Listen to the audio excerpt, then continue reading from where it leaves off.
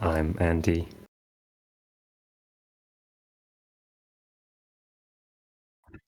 hmm Soak it up, everybody. Soak up the quiet, friendly atmosphere. Mm.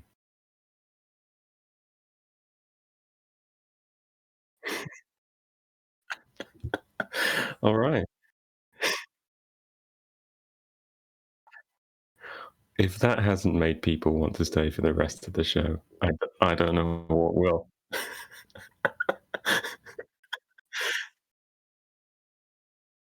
What? I think we perfectly identified what people want, which is that they want a more accessible version of Moby Dick.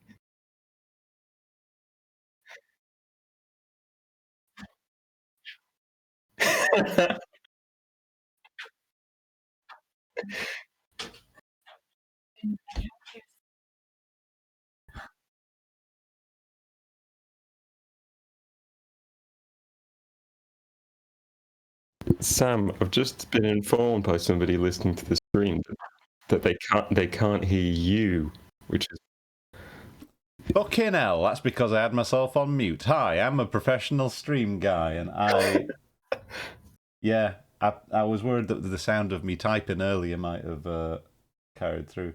That's a really good start. Should we come right back and we'll just do the whispering part, or should we keep it as part of the mystique? it's up to you. I mean, I'm quite happy with my part. Yeah, well,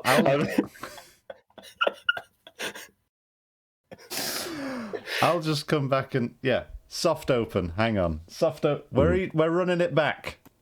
Yeah, let's do it. There's some sea noise. You had that. I was there before, and then I was all like, "Hello, it's me, Sam, the clever one of the team, who never Quiet makes boy. mistakes." Yes, and that's pretty much where we got to where we are today, where We're we just are. being a couple of quiet and friendly guys, just easing you in to This is another lovely experimental. episode. This is experimental content. It's like if there was. It's like if you get one of those books where it's been written first person point of view, but instead of someone saying he tried to punch me but I blocked him because I'm big and strong, it just, you don't get that. It just doesn't say anything. That's basically what was happening there, and that's why we deserve to have council Arts Council funding. Yes. Yeah, I'm working on it. We should have an update, like a ticker every week. Let's stream the process. How much closer we feel we are to getting funded by the Arts Council? I'm looking for lottery funding. I'm looking for fucking. Have the Tories not abolished the Arts Council? It's probably working is that still a thing? What, Tories abolishing things? Or the Arts Council itself? I mean, I know one of them exists. Yeah. But hey, this isn't the politics stream. This is a time before politics. A time before political correctness. 1860s America, yeah. Look out, woke patrol. We're going on a trip back to the good old days. Everybody knows that you just open that page of the history books and there's just a big gap. It says no. Yeah, nothing really happens. Nothing was really going on in the US. Oh god, it's like when you search British war crimes on UK internet and it says what? And just puts you on a watch list. Is that a hypothetical example, Sam? I was trying to Google some the other day and tell you what, they make it hard to find. Anyway. Yeah, so we are here to do some Moby Dick activities. And before we hop in and make a start, it's probably a wise plan if we have a little bit of a recap on where we are so far. Andy, would you like to toss a coin to see who does the recap? Yes, I mean, being an impoverished writer, I don't think I actually have any coins. I don't think I do, actually. I've got a bottle cap, Fucking hell, we've not thought this through, have we? Bottle cap. Yeah. Heads or tails? I'll take the hollow side, like my heart. Oh. That's writing. Oh, yeah. I think I know who should be doing the recap based on that. Oh, nuts. Actually, it's the head side, so it's me. Okay, let me get you some atmospheric music. And yeah, please begin in your own time. Okay, so we were introduced to Ishmael as he made his way, hopefully, to Nantucket, where he intended, for some capricious reason, to join a whaling crew. So far, he's made it to New Bedford and come across this strange and very deprived inn run by a chap called Peter Coffin. Peter Coffin. And more excitingly yet, he slipped into a bed in a room that belonged to somebody else, behaved completely atrociously. He put on his roommate's clothes, generally fiddled with his stuff, and then hid in the dark while his roommate came in and undressed without saying anything. And then was surprised. Yeah, and then was surprised when his roommate thought he needed to kill him immediately on sight. And that's kind of the moment where we left, where they'd reconciled. Peter Coffin had come in this beautiful moment and suggested that they actually should sleep together nicely instead of fighting to the death. And he's just made friends with Queequeg. I think that's where we're at. Queequeg the Cannibal. Yes. Yeah, that's his name. I've just realised I've not checked that this might come out fucky when I come over to this. Let's have a look. Yes, perfect production value as always. Let me just stretch that a bit. There we go. Okay. And this brings us to Chapter 4, The Counterpane. Andy, historical cannot question. Wait for this chapter. What's a counterpane? I really wish you hadn't asked that, because it was going through my head as soon as you said that I wasn't sure what it was. Let's have a look. Well, I've got a theory with my enormous brain. Let's see if I'll Google it as you're describing what your theory is. Let's see if it comes to pass. I think this is a sash window reference, because I've been recently learning about sash windows, Andy. And a sash window is one of them windows where it's got ropes in the window frame and you can slide it up and down. And I think they're called sash windows because that's the noise they make when you open them. I think it's onomatopoeic. It just yells sash. They do! And I think that the counterpane is... I think Peter Coffin's going to have some sort of idiot bastard trick window where you try and open your sash window. Right. You try and open your sash window, and the counterpane is actually a counterbalance for this, but it's just the other part of the window. So you try and move one bit down, and then the other window comes up, and you end up with just a gap at the top and the bottom. So you have this horrible Sisyphean moment where you can't close or open the window. You're just going like this, and windows keep coming back into your palm like you're playing basketball with glass. This is why they didn't need Chaplin movies in those days, because everyone's life was just a constant, horrendous Chaplin movie. I mean, the slapstick was probably just a whaling implement. We'll probably learn all about it. Yeah. Everybody carries their own slapstick with them, and it's not funny. Okay, do you want to hear what it actually is? Yeah. It's a quilt. What the Why? We'll find out, I guess. Bullshit. Okay, anyway. I will begin. Upon waking next morning about daylight, I found Queequeg's arm thrown over me in the most loving and affectionate manner. You would almost thought I had been his wife.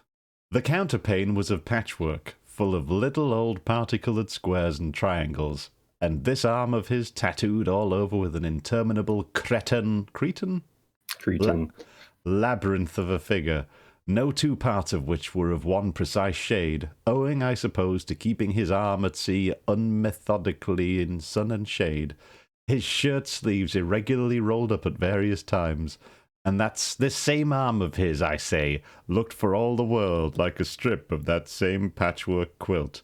Indeed, partly lying on it, as the arm did when I first awoke, I could barely tell it apart from the quilt. They so blended their hues together, and it was only by the sense of weight and pressure that I could tell that Queequeg was hugging me. It's a pretty good opening, isn't it? It is. He repeats himself a bit, though. Yeah. He had all these tattoos, and it looked like the quilt. And because the quilt looked like this, and because he had all these tattoos, they looked like the same thing. And it's only because it was just an arm that I could tell that it wasn't a quilt. It's almost like the image was a bit too bananas to start with, and then he's like, you know what? This doesn't make any sense. I've got to really double down. All right, let's get on. How are you going to work "I'm the kind of guy" into this paragraph for Ishmael? Chapter 4, the bed sheet. Yes. Because that's already what it is. Improved. Yep. Okay. So he wakes up and Queequeg's arm is dropped all over him.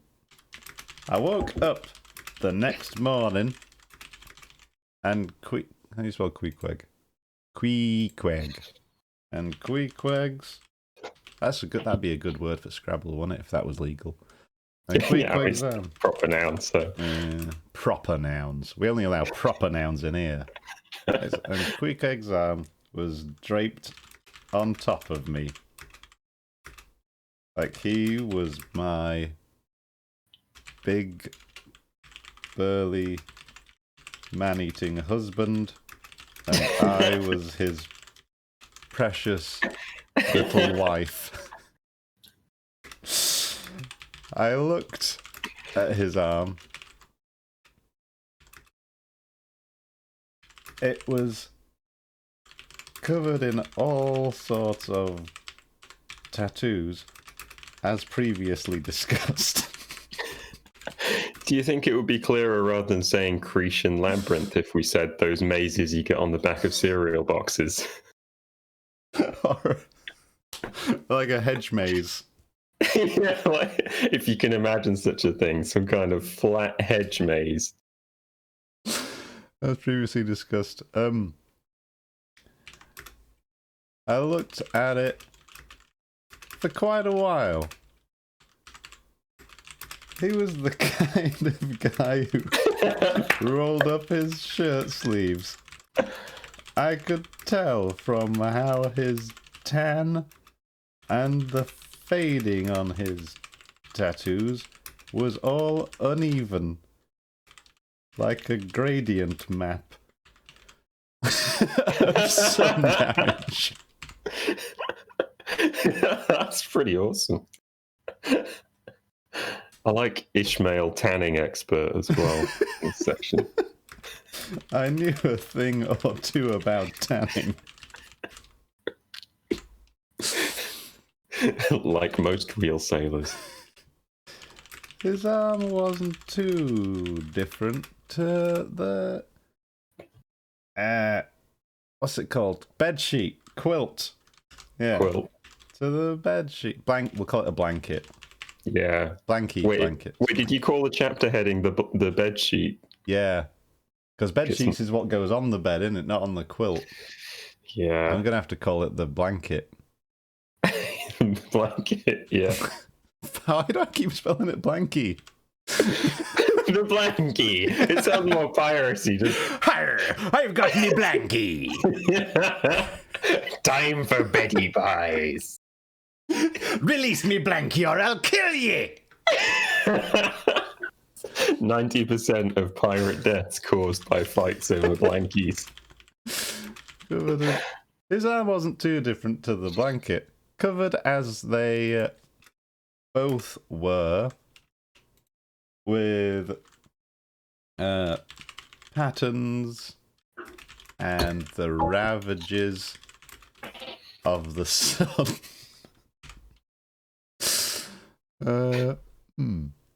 Okay, we've covered that bit. That's what it looked like. Yeah. Uh-huh. Where's his shirt sleeves rolled up? Let's roll it like a strip of that same patchwork. Yeah, he was hugging me. Yeah, he was giving me a nice hug. He was hugging me. If it wasn't for the heat, texture, moisture level, and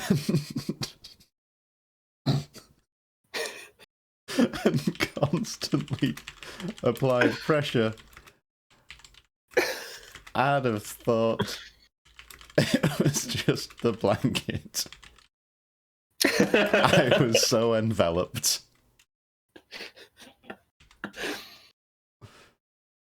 Wrapped Excellent. up. Enveloped is a fancy word for saying wrapped up. Yeah, that's not very John Everyman, is it? No. He's going to be like, well, you're going to put me in an envelope?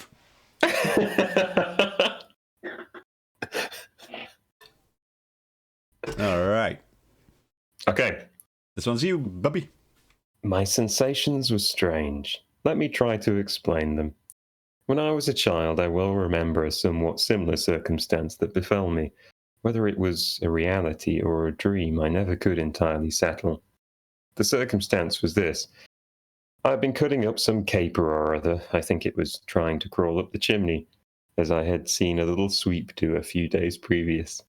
And my stepmother, who somehow or other was all the time whipping me or sending me to bed supperless, my mother dragged me by the legs out of the chimney and packed me off to bed, though it was only 2 o'clock in the afternoon of the 21st June, the longest day in the year in our hemisphere. I felt dreadfully, but there was no help for it.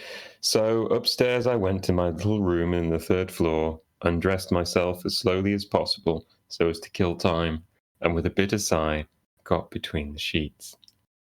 I guess this is origin story for Ishmael. Yeah. This is explaining a lot. Also, I like that this is a callback to the fact that he really slowly undressed in their room. Yeah, He was having a really just a good slow think. undresser. Yeah. Okay, we can put this one right. Yeah, this can be cut down right easily. Is there anything we're less clear on? No, this all makes sense to me. I was feeling weird. Yeah. Here's how that word went.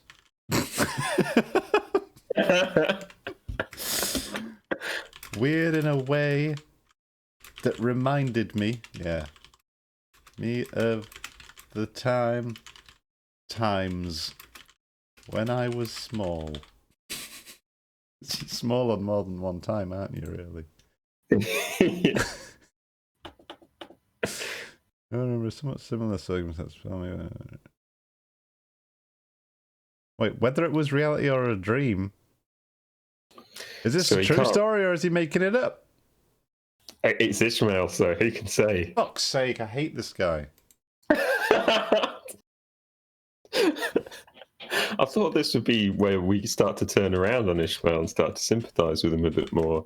As a small guy, as a small boy, I was always scheming, getting into trouble, and generally being a bastard.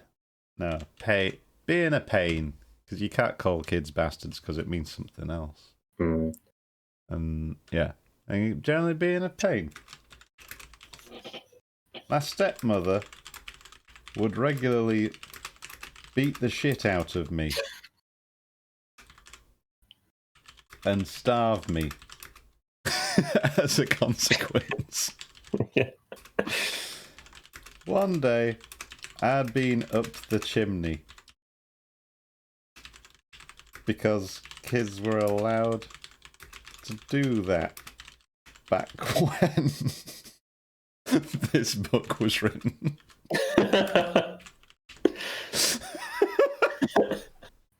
Is that too meta? I don't know. Okay, we'll just change it to as was the fashion at the time. Nice.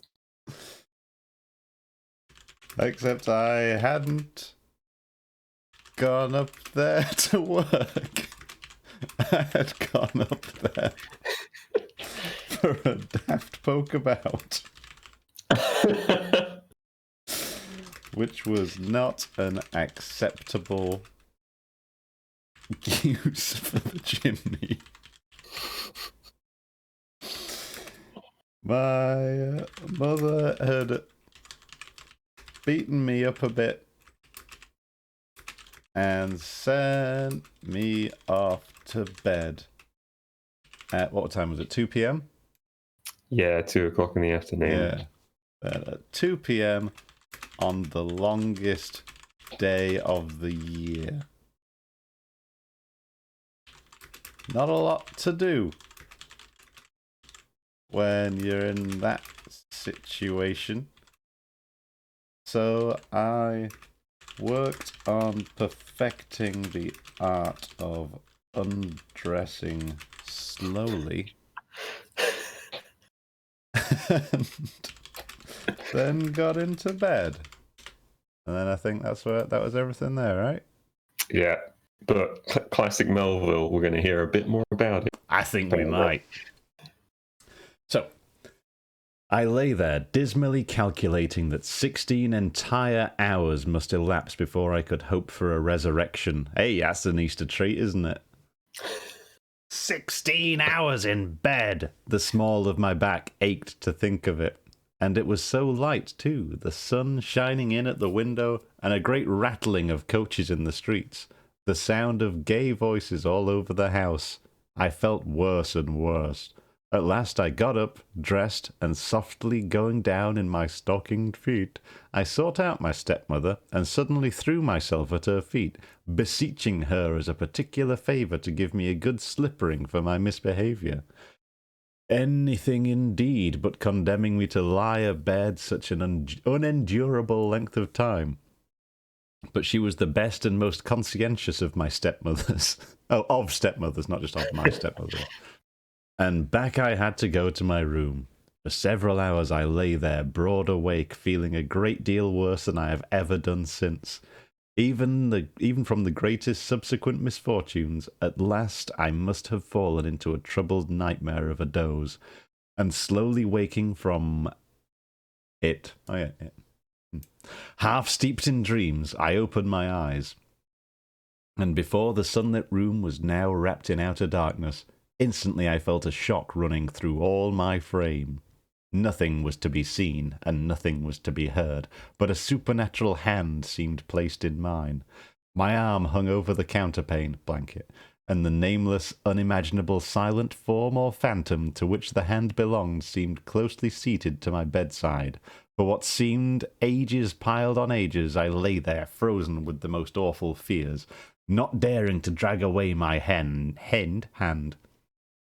Yet ever thinking that if I could but stir it 1 single inch, this horrid spell would be broken. I knew not how this consciousness at last glided away from me, but waking in the morning, I shudderingly remembered it all, and for days and weeks and months afterwards I lost myself in confounding attempts to explain the mystery. Nay, to this very hour, I often puzzle myself with it, like I am doing now. Yeah. I can't wait for the payoff in the next paragraph from this. I won't jump ahead. Oh, but God, yeah. it's a long one. Okay. Yeah. Right. Okay. Into bed. I can strim this right down and remove a lot of the mystique. Okay. Get to the Twilight Zone essence of it. And got into bed. It was an awful time to try going to bed, because it was still light. This guy's worked nights. And there was still street sounds from outside. I ran back down to Mum and asked for a good old kicking again instead of this sleep torture. Guess that's what it is. Yeah, we've got to say it as it is. Yeah, I mean, you wouldn't get away with that these days. Let me tell you. I think you might. I don't know. I'm just trying to court the alt-right shithead crowd now. Yeah, why is that? That isn't something we should be aiming for, no, really, I is don't it? think it is. I don't know, Andy. It's been a long weekend. Watched all the Lord of the Rings yesterday. Yeah, I was gonna say you just had a Lord of the Rings came out on the other side, and you're just like, the world's terrible. 12 till 12, Andy. I wish I wish there was some sort of Gandalf arriving in the east in my life to trample my enemies. Fun fact, fun diversion. Did you know that the only words that Legolas says to Frodo throughout the entire film are "You have my bow," and then they never once speak again. And then at the end, when Frodo's just woken up from his coma or whatever, everyone comes in and is like, Gimli! And then Gimli walks in the door and goes, ha ha ha! And then everyone walks through and he says everyone's name. When Legolas walks through the door, Frodo just looks at him a bit confused. Doesn't say anything. And Aragorn walks in afterwards. Aragorn! He's forgotten Legolas's name. And it makes that scene so much better. That's amazing. Yeah, I just thought I'd share that one. I mean, I was talking with Jess about this, and like in the books, all Legolas like really seems to do in terms of interactions with the whole group, if it isn't just with Gimli or Aragorn, it's just brag about stuff. Is like, I can walk really softly on snow because I'm an I heard that. I guess you didn't hear that because you're not an elf. Yeah. But it led me to thinking, what would that adventure have been like if it was just 9 elves? They'd just spend the entire time boring. Like, I guess you didn't hear that, did you? I'm better at hearing. I guess. Yeah. Did you see that? Yeah, I saw. No, you didn't see that. I saw that first. I mean, they could have definitely played him off differently. Like when he's first like standing behind Aragorn's shoulder going, yeah, to everything Boromir says. It's like, actually, he's your king, and you should be respecting him, actually, so there. Like, that's his only contribution in the fucking council. What a wiener. I think in the books it's like, I can't remember if they do it in the films, but it's like everybody's dads are there basically deciding what happens. I'm pretty sure like is it Gimli's dad? Oh yeah, Gimli's dad was there, I remember that. Or at least some relative, they're all related. Yeah. Also, Gimli does not keep in touch with his family very well. They go into the mines of Moria, everyone's already become a skeleton. Worst part of it, he's like, we'll go and meet my cousin Balin. Balin died before everyone got killed by fucking goblins. He was in a stone tomb. Yeah, well, I guess it's implying... Unless the dwarves whittled it mid-fight. I guess it's implying that not much news got out from Moria, but yeah, I see your point. It's like... I love these guys, they're my favourites. It's been so long, like 300 years or something. Outrage. Anyway, this isn't a Lord of the Rings stream. That's not next yet. time. Yeah. Oh my god, we could translate the Silmarillion. I mean, no translation necessary. Also, we get sued to pieces. Oh, we would. We'd be killed. Yeah. Okay. Yeah, like that pub which had been called The Hobbit for like decades, and then got sued by Warner Brothers when the Hobbit films came out. Oh, that's bad. Anyway. Yeah. On the topic of litigious authors. Or non-litigious ones. Hey, you can't touch his Melville.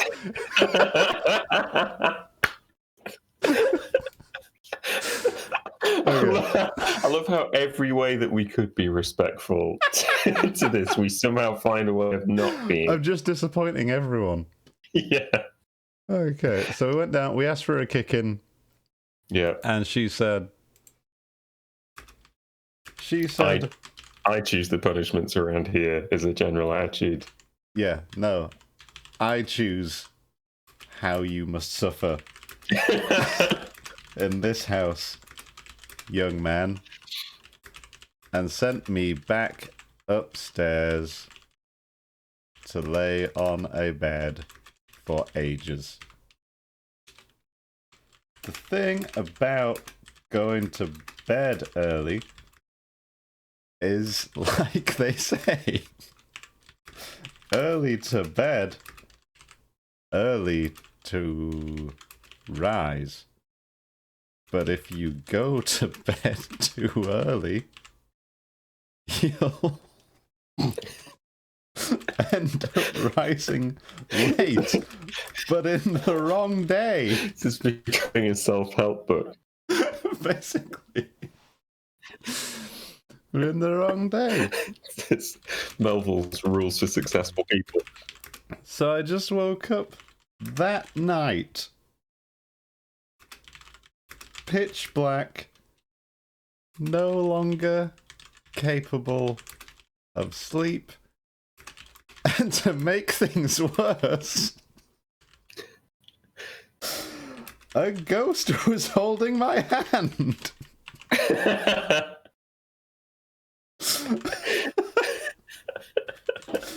You should just finish it there. It's just no explanation. I think about this a lot,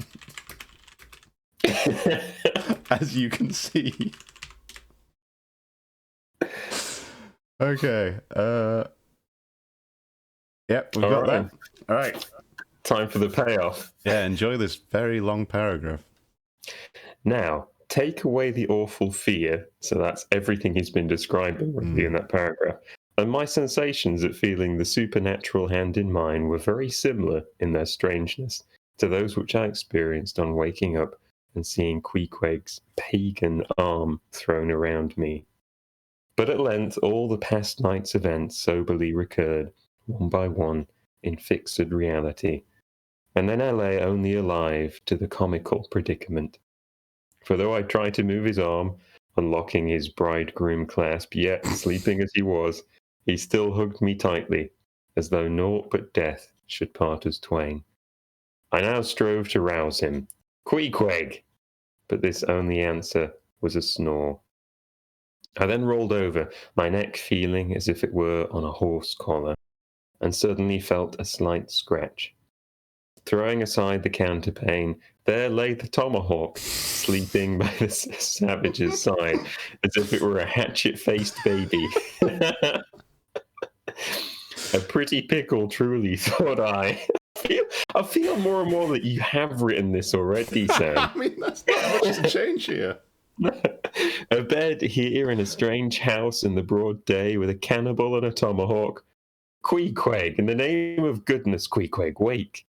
At length, by dint of much wriggling and loud and incessant expostulations upon the unbecomingness of his hugging a fellow male in that matrimonial sort of style, I succeeded in extracting a grunt, and presently he drew back his arm, shook himself all over like a Newfoundland dog just from the water, and sat up in bed, stiff as a pikestaff, looking at me and rubbing his eyes as if he did not altogether remember how I came to be there, though a dim consciousness of knowing something about me seemed slowly dawning over him.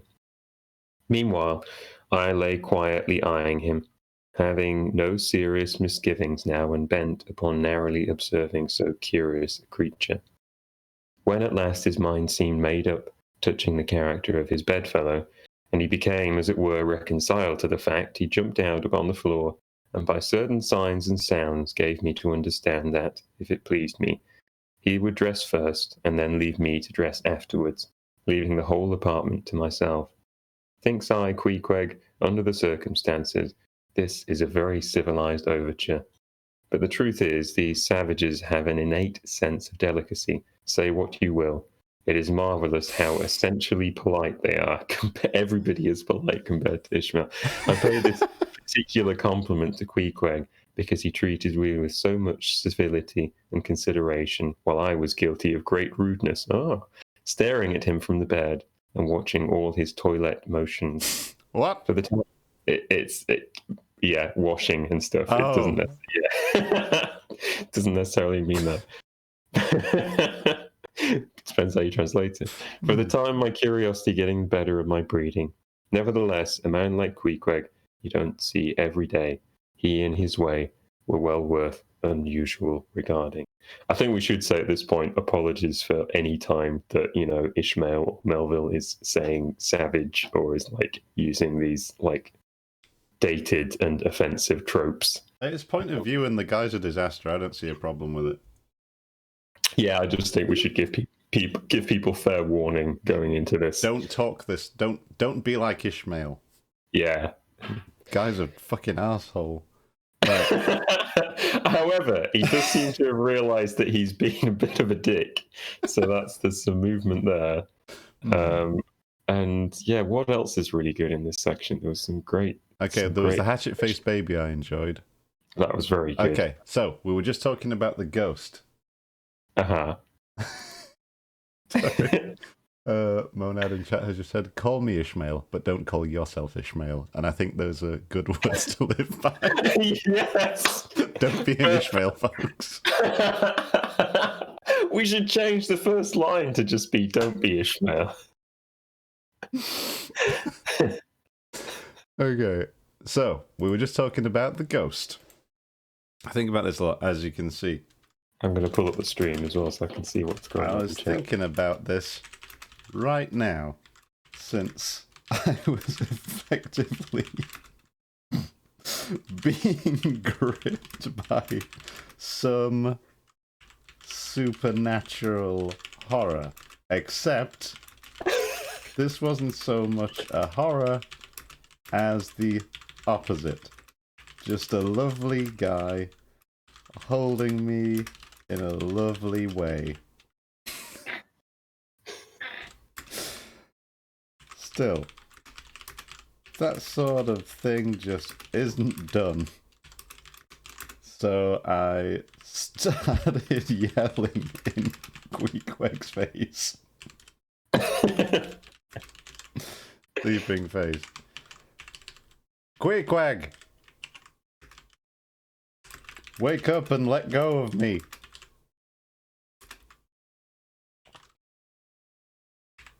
Queequeg did neither of these things. Neither of these things. I tried wriggling out of his what's a good image for like a strong grip? Oh no, he used one. He called it like a bridegroom clasp. Bridegroom clasp, which sounds like a wrestling hold. He's got him in the bridegroom clasp. I tried wriggling out of his bridegroom clasp and ended up scratching myself on something. I lifted up the blanket and saw his tomahawk, if you know what I mean. And saw his tomahawk between us, like some... Well, I think it's on the other side. I think the idea is that Queequeg's got it in his hat and his arm around Queequeg's neck. Oh, Jesus Christ! Yeah. Right. Something. Okay. Clasped in I could be wrong, actually. It could be between them, sorry. Yeah, that's how I read it. Let's have a look. A pretty pickle. What's that? Yeah, he threw sleeping by the savages. Sleeping by his side. Yeah, it's got to be between them. Okay. I lifted up the blanket and saw his tomahawk, like a little hatchet-faced baby, ready to pounce, resting between us. Just the hatchet-faced baby is really frightening. It's terrifying, isn't it? Like it comes over for a cuddle and then it doesn't know what it's doing. I like that a pretty pickle truly thought that sounds very on brand for the way we're translating this. Oh, I was in such a pretty pickle. Okay, so then we had he kept yelling in his face. I kept yelling and writhing until eventually Queequeg grunted and loosened his grip. Then does Queequeg wake up? Yeah, Pulls back his arm, sits up straight in bed. loosened his grip, and Seems a then bit sat confused. bolt upright in bed. He looked at me, clearly confused. Probably gave him that same look Frodo did Legolas when he walks in at the end of the film. I don't know you, but thanks. We're more like associates, really. I'm surprised you came. Cool that you made it too, I guess. I sat up straight in bed, which some might have said was ironic, given the situation. Which, reader, let me tell you, is not how I was feeling. He looked at me, clearly confused, then shook himself down like a wet dog, because people might not know what a Newfoundland was. This was back in the day. It might have been someone from the place called Newfoundland. It does say Newfoundland dog, so it would have to be, unless it's a piratey insult towards people from Newfoundland. I'm going to play it safe, and we'll just say like a wet dog. Mm-hmm. Like a wet dog, shaking off drowsiness instead of water.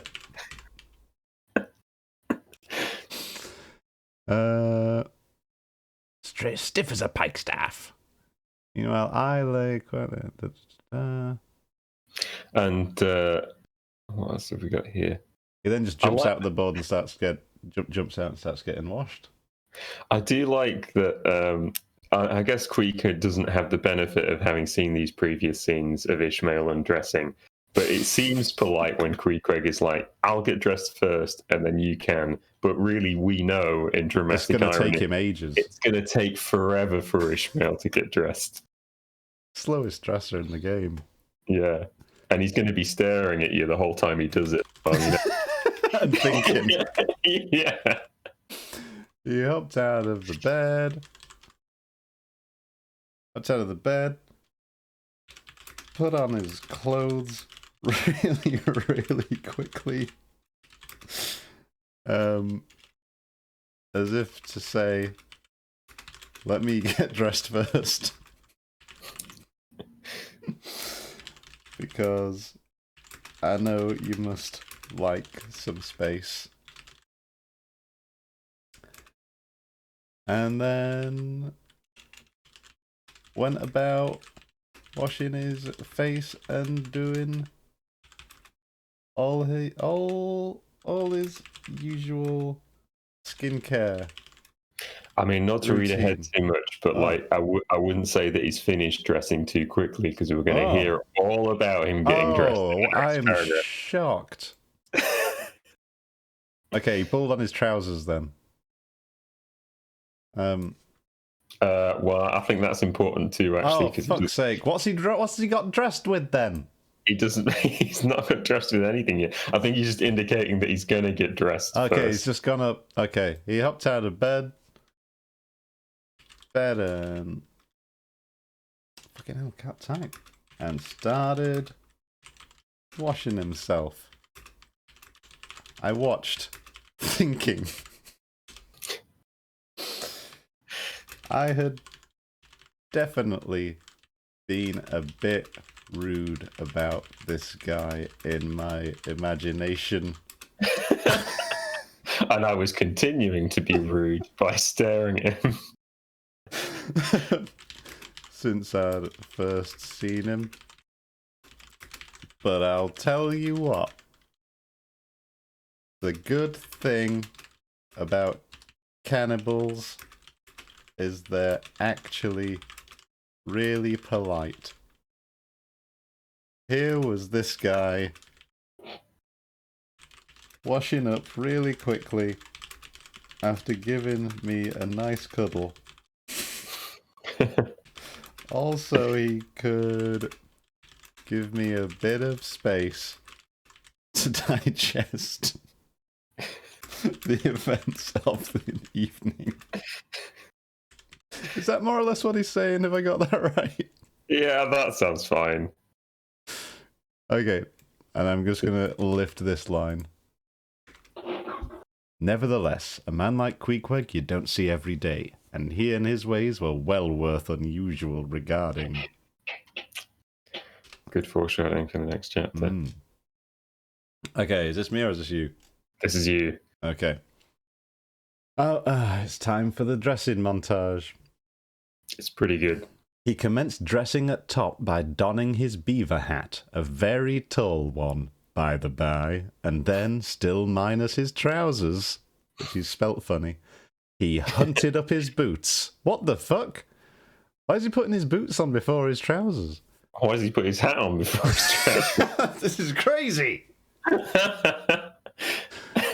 What under the heavens he did it for, I cannot tell, but his next movement was to crush himself, boots in hand and hat on, under the bed, when from sundry violent gaspings and strainings I inferred he was hard at work booting himself.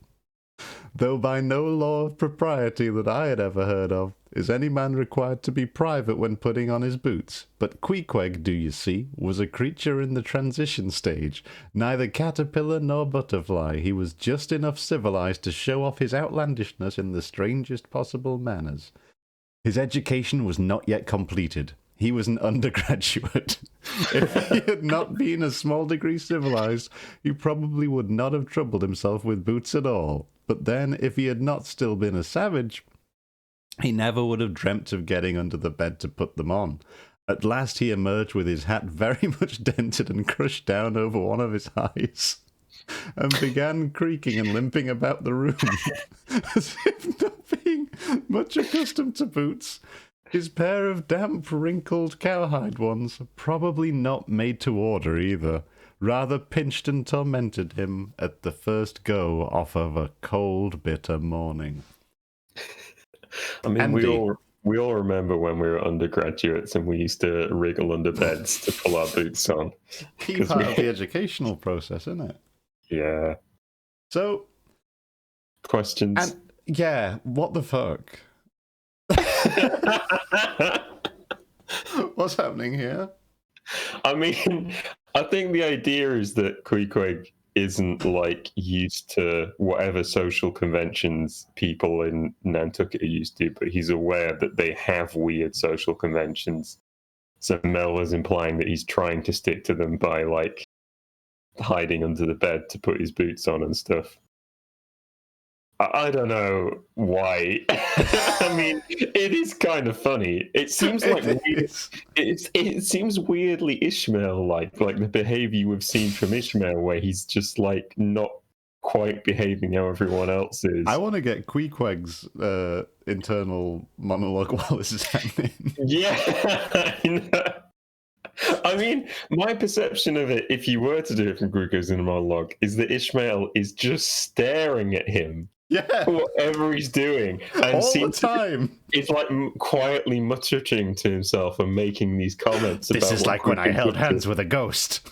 And the paranoia has just built up so much in Queequeg's mind that he's finally just wriggled under the bed to hide from closer scrutiny.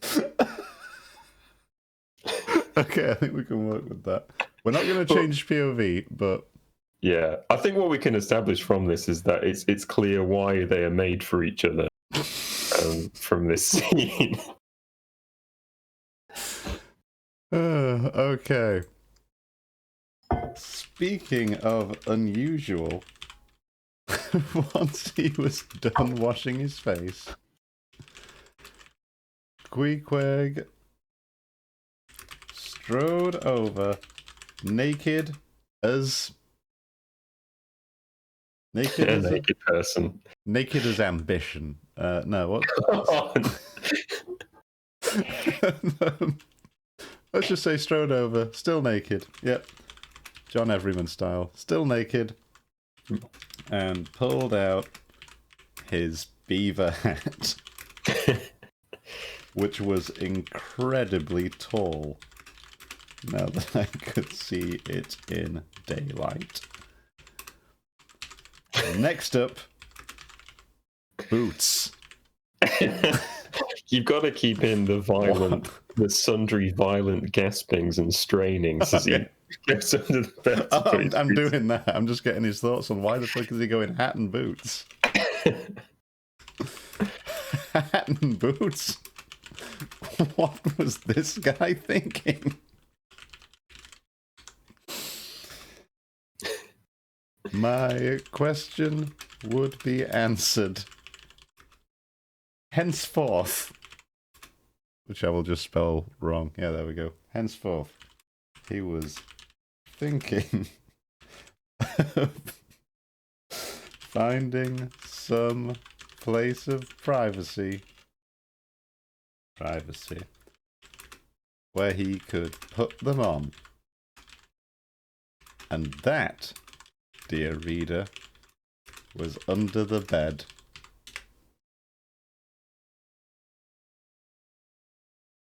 And then I might just lift the part where he says he crushed himself under there, because that's... Yeah, so he crushed himself, boots in hand and hat on, under the bed. It really gives you the image, doesn't it? He's wearing a really big hat. It's fucking brilliant. And he has to kind of cram himself in there. He crushed himself, boots in hand and a hat on, under the bed. where he grunted and squirmed and generally rattled the bed around for a good while. I thought about sticking my head under the bed to see what was going on. But I had a feeling that might have been impolite. And I didn't want to intrude.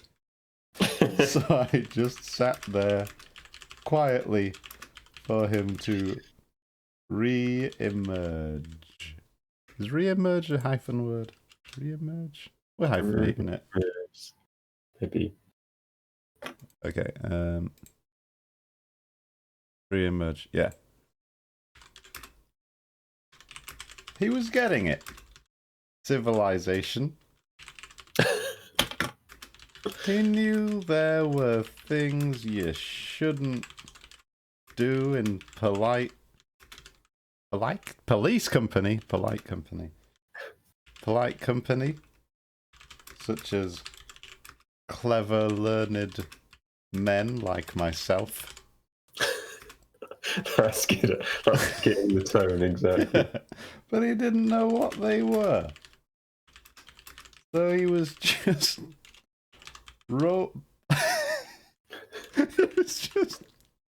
bouncing a thought dice around in that cavernous brain of his.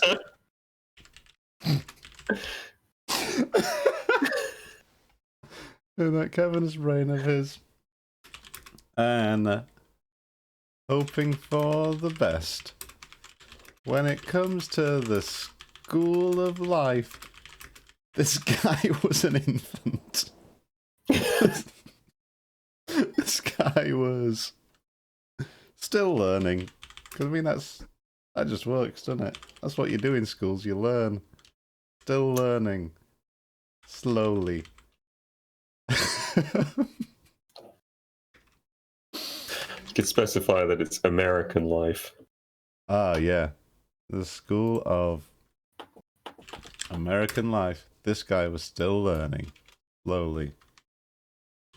I nodded to myself and chuckled at the thought and appreciated myself for being so understanding. I did also like the very last image of this paragraph, which is Queequeg, after he's gone through all this effort to get his boots on. His boots are clearly painful and don't fit. I like how he gets up and his hat's all bent out of shape and pushed down over his eyes.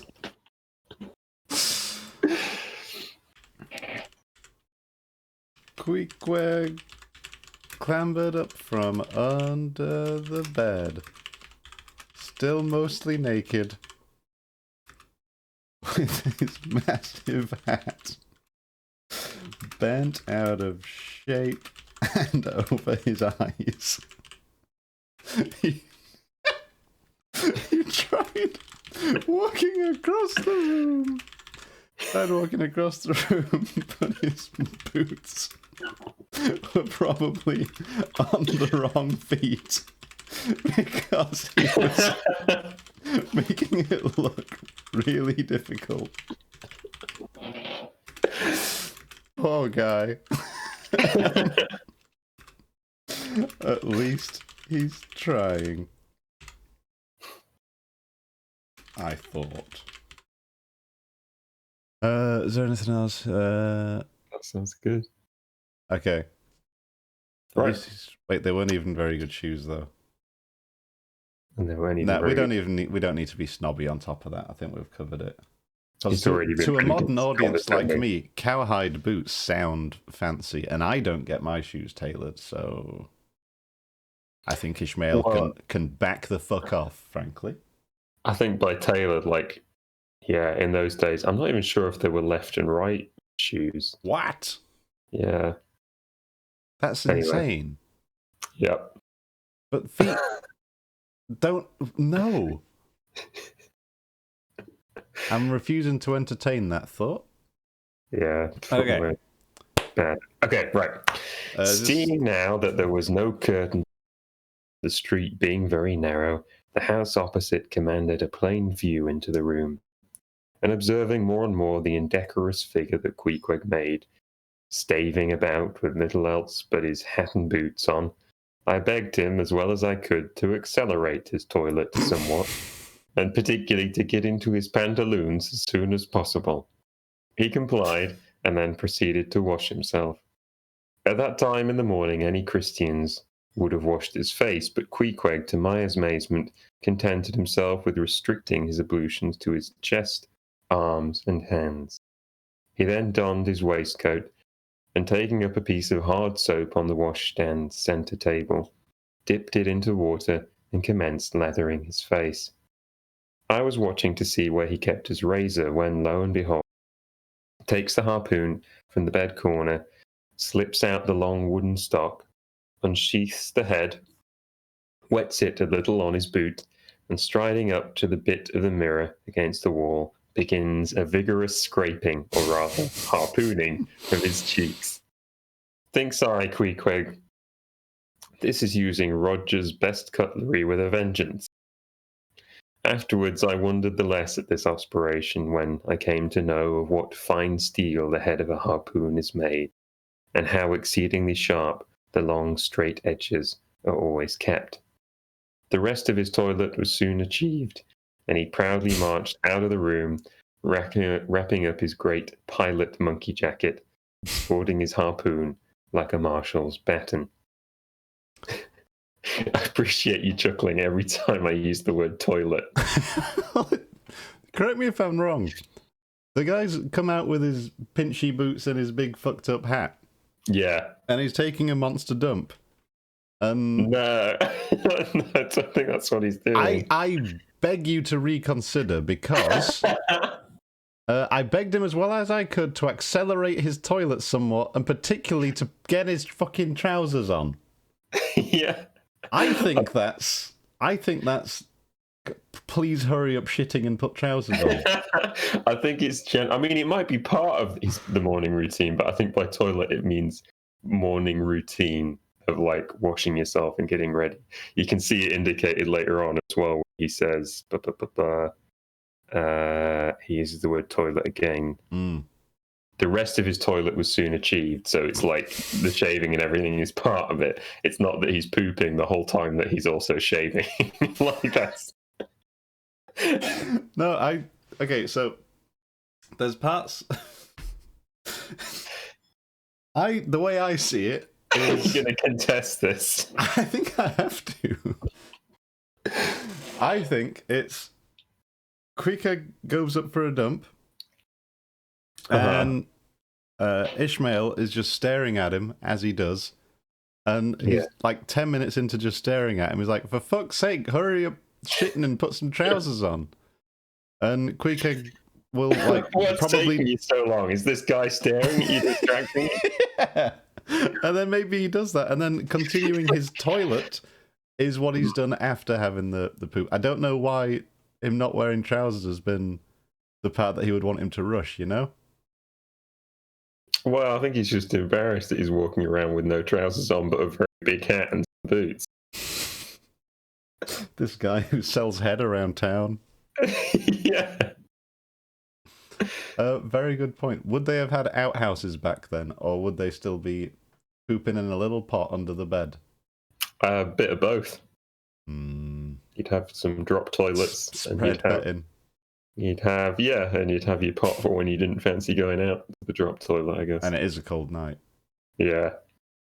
Mm. Is that something you need to add in this section? That's something you feel missing? It's like, I need to know when and how and where people went to the toilet. Oh, no, good thing. I reckon a hotel wouldn't have a pot because it would get stolen. Oh. And Also, he didn't knock into it when he was under the bed. Okay, yes. We hope he didn't knock into it. Maybe that's what he was doing under there. He was looking for it. It's possible. Anyway, okay. I will concede the point that he's probably not telling him to finish shitting and get your trousers on. This is useful, though. Thank you, Monad. Yeah. Okay, so... right. He was trying. Still... He was trying. Still naked, though. Where it counts. You can have a parentheses there, or is that explaining the... No, I think that works. Still naked, where it counts. He went back over to the... What even is it? The corner of the room where the sink is? Yeah, the sink. Will they have sink? They have a sink now.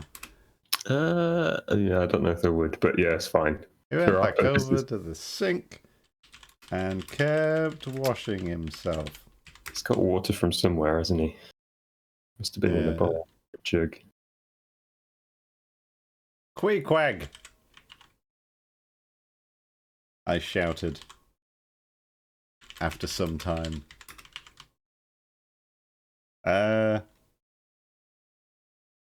Fucking hurry up! And put some trousers on. Jesus Christ. I think that covers it. Is that what he says? Yeah, I think that's pretty much it. He nodded in agreement and did his best. That doesn't tell you if he does actually put his trousers on. No. When it comes to getting washed, though, most sensible people, like me and likely you, dear reader, would wash their face first. But Queequeg was a different breed of cat. And instead, what did he do? He washes his chest, arms, and hands. Lathered up his chest, arms, and hands, and left his face alone. I like the idea that it's either or. It's like if you're washing your face, do you like not even refuse to wear your hands, you dunk your face in? And you're like, I'm done. Well, the part that gets me is like, yeah, he just washed his body and didn't wash his face at all. So then he gets a load of soap and rubs it all over his face. And it's like, Ishmael, excuse me. Yeah. What do you think is happening here? Well, this is further underlining the sense that Ishmael is just narrating this in real time quietly to himself, because otherwise... like, most Christians would have started washing with their face. No, he's not washing his face at all. He's just washing his body. And he's like, heard it. Like, his face. Now he's doing it. Yeah. You're right, though. There is no pleasing this guy. He's a fucking disaster. I hate him. I mean, I think his relationship with Queen Craig is going to redeem him through this stuff. It's gonna have to. But he's never going to lose his sense of staring at people and commenting on what they're doing. Or, like, get away from that sense of him doing it in real time when he really should be helping with things. I think we'll see that later in the book. But not as a proper wash. It was time to shave. Except where was his razor? How do you spell razor? Razor? Yeah, that works. Where was his razor? Well, let me tell you. He didn't have one. But he did have a harpoon, which I've spelt wrong and capitalized. Let's just fix that. He did have a harpoon. I think capitalized is good. Yeah, it makes it more of like a mystical object, doesn't it? Proper noun harpoon. Yeah. Did have a harpoon. He strode over, legs all askew with his bad boots. Bad boots. Body all glistening. And unsheathed the thing. Weapon. Yeah, weapon. Unsheathed the weapon. Which he then came back and shaved his face with. It's kind of an anticlimax, really. Oh, wait, no, he tells it in a much better way. And she's the head. Yeah, wets it a little bit on his boot. Okay. And sheath the weapon. Unsheath the weapon. Brought it over to the sink. Rubbed it on his shoe. To make it even sharper. To make it sharper. And that's when I thought to myself, this is the kind of guy who knows his cutlery.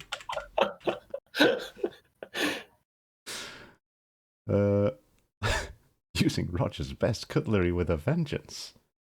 That's a joke that's completely lost on me. And me, yeah. But he knows his cutlery. Yeah. And this kind of guy knows his cutlery. I'd come to learn much more about harpoons later. But at the time, I was uncommonly ignorant. Nice. I think that brings us neatly to the final paragraph. Yeah. The rest of his toilet was soon achieved, and he proudly marched out of the room. Hang on, when did he put his trousers on? He still hasn't. Oh, no, he complied. He put on his pantaloons. Oh, yeah. And then he washed himself, but he did his entire body first. I'm very confused. Hmm. We'll fix that. Well, you've got to keep things, people are filthy now. If we want to shift copies on Kindle. Are you going to say, wait, you could still wait till this final paragraph and be like, his trousers were on by now, by the way.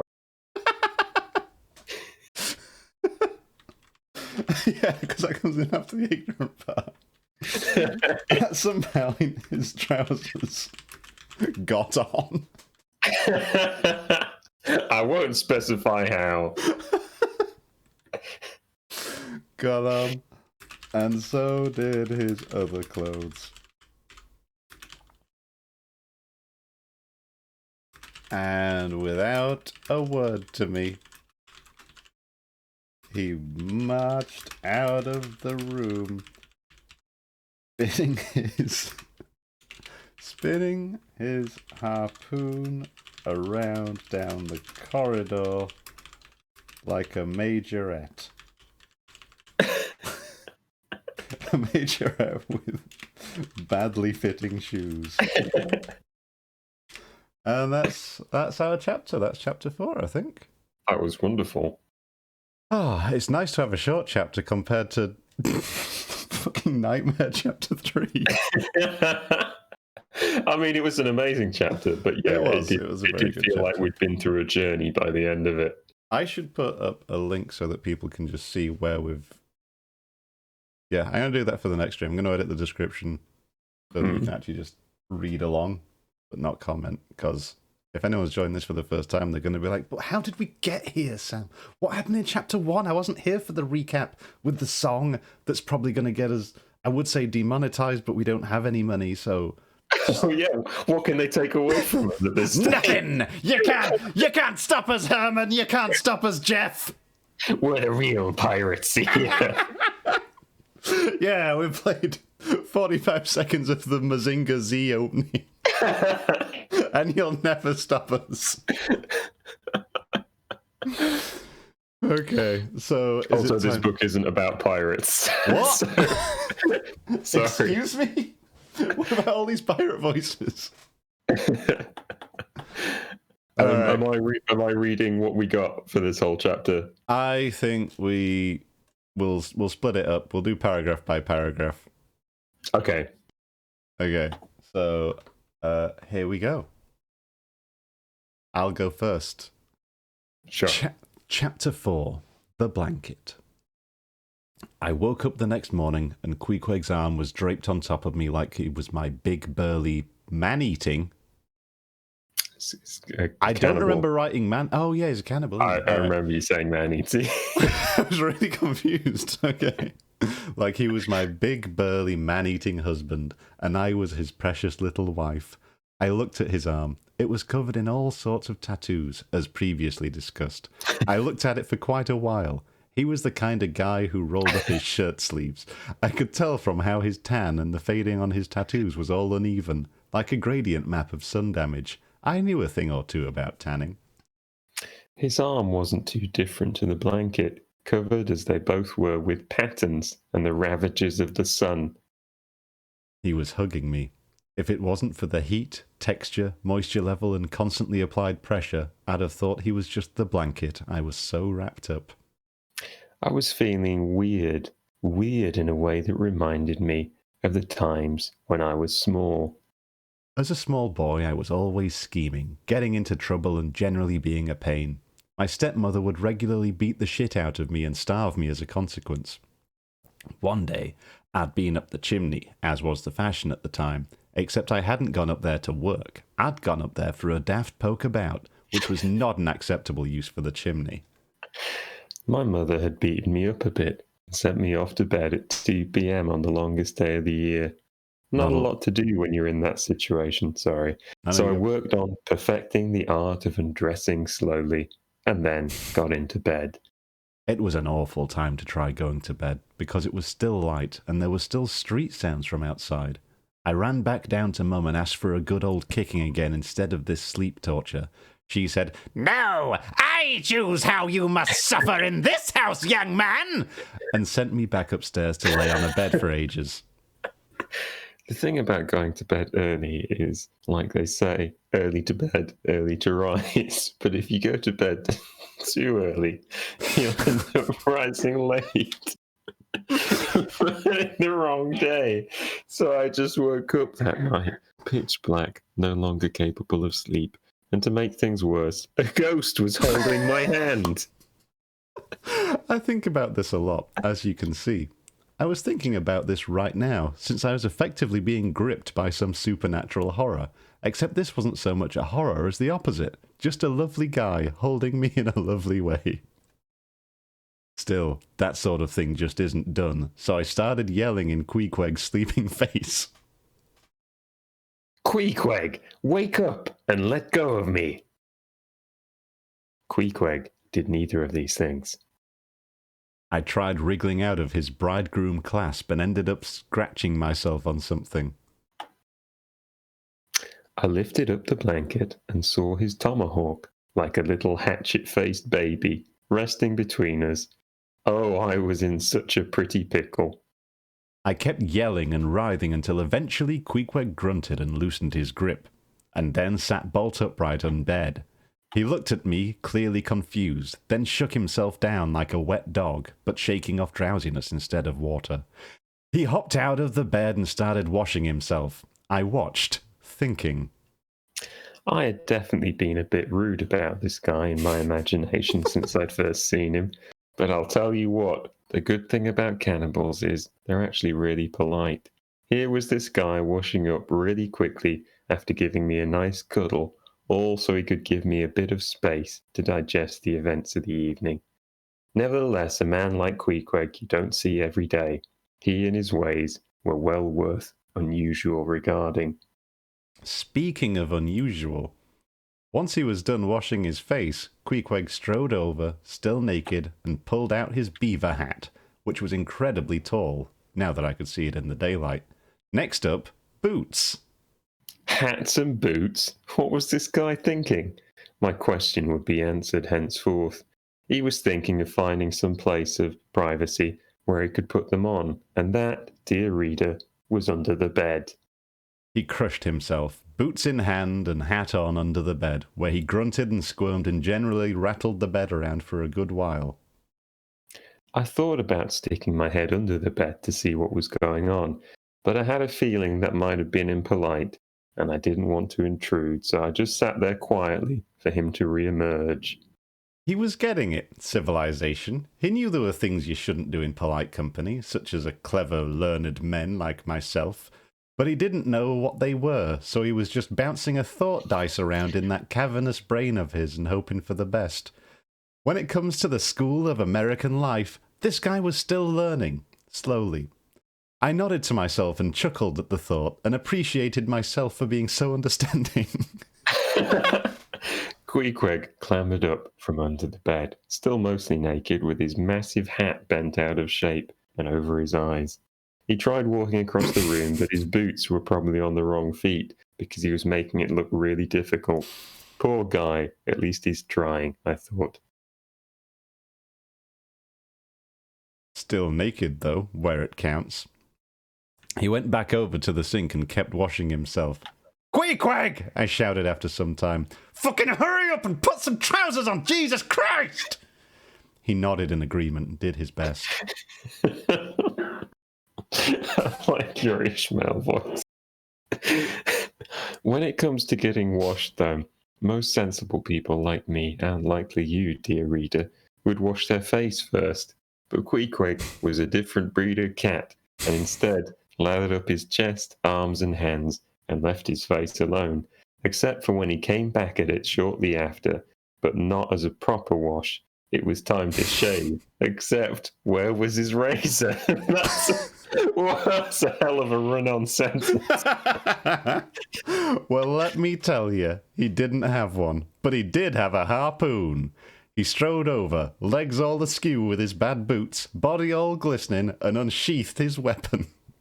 Brought it over to the sink and rubbed it on his shoe to make it sharper, and that's when I thought to myself, this is the kind of guy who knows his cutlery.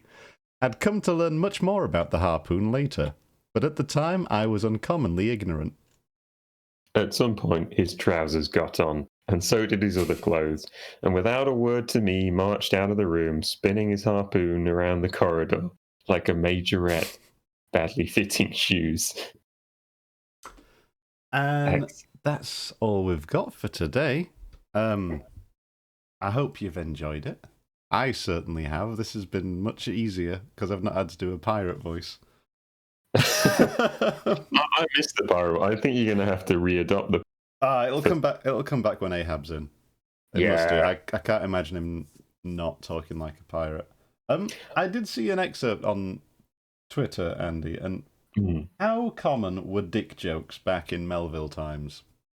I mean, I think they're evergreen in terms of popularity, aren't they? I can't imagine there's been a time when they haven't been popular. I don't know when it's going to turn. This is just me speculating about the future now, but I saw a quote, and it was somebody talking about the ghost of Cock Lane and how Mr. Johnson liked it or something like that.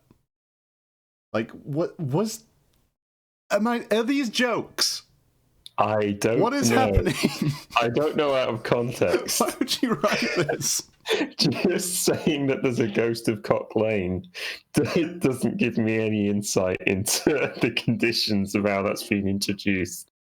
But I can't wait to get there, I can tell you that much, It's Sam. going to be a fun journey. And, you know, maybe the real treasure is going to be the whales we kill along the way. Also, thank you, Monad, saying good work. I think good work to you, Monad, for watching this stream. Can't have been easy. Yeah. We've got some context as well. Shakespeare did do a lot of sex jokes. He did do a lot of sex jokes. He was the filthiest fucker on the planet at the time. Except for every other Elizabethan. It's just old school Brits, isn't it?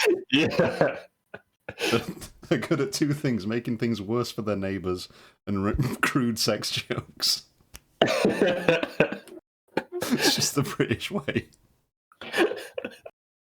Alright, I think we should call it there. This has been a rousing success, and I'm really looking forward to what Queequeg will say next, because he's said fucking nothing this chapter.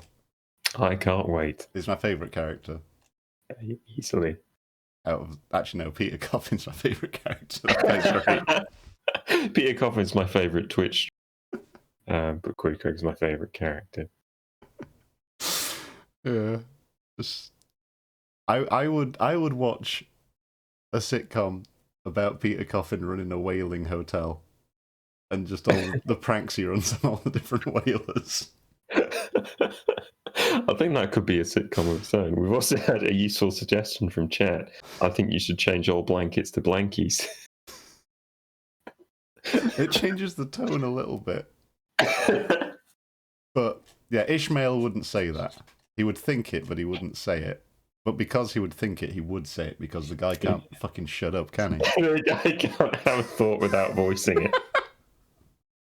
it. Anyway, we should end this, and I'll see you all later. We'll probably do this again next weekend. Yeah, I'm up for it whenever. Can't remember if I have plans next week. Yeah, well, all I know is I'm not watching all the Lord of the Rings again, so that's 12 hours to play with. Fuck's sake. All right. I'll see you later. Bye. Bye.